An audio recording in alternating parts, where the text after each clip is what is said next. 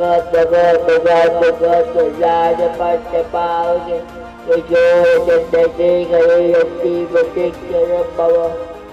जिसे जिंदगी के सामान्य कामों के लिए भी सहारे की जरूरत पड़ती है, वही ओम वर्षा जिग्नेश व्यास जब मंच पर आते हैं तो हजारों संस्कृत श्लोक उनकी जुबान पर होते हैं। गुजरात के अहमदाबाद के ओम व्यास 90% सेरिब्रल पाल्सी और मल्टीपल डिसेबिलिटीज का सामना कर रहे हैं। बावजूद इसके उन्होंने अपनी असाधारण श्रवण और स्मरण शक्ति के दम पर गुजरात के बाहर भी अपनी पहचान बनाई, जिस पर आज पूरा देश गर्व करता है।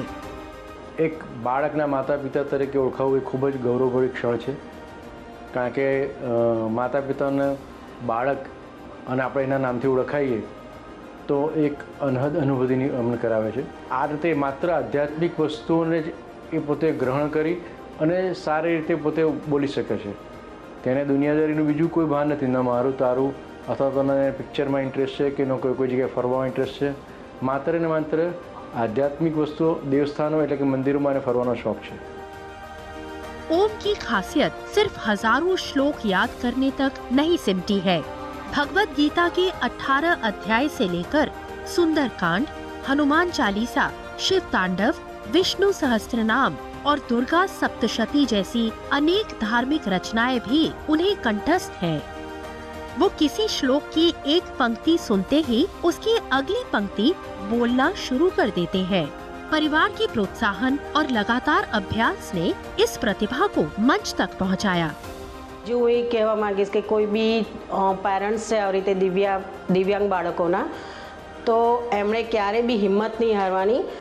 ओम की प्रतिभा अहमदाबाद से निकलकर देश के बड़े मंचों तक पहुंची। महज 12 साल की उम्र में वर्ष 2017 में तत्कालीन राष्ट्रपति रामनाथ कोविंद ने ओम को सम्मानित किया।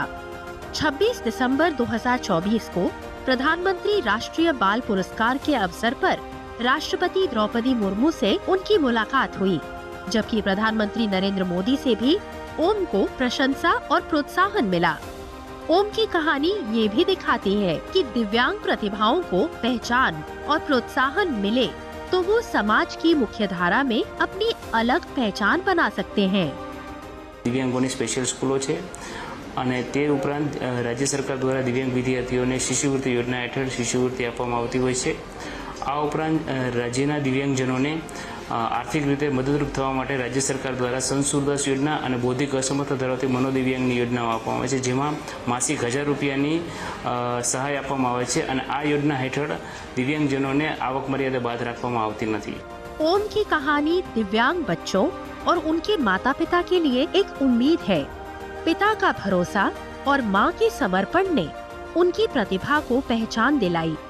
ओम की उपलब्धि ये संदेश देती है कि दिव्यांग बच्चों को दया नहीं, उनकी क्षमता पहचानने और उसे निखारने का अवसर चाहिए।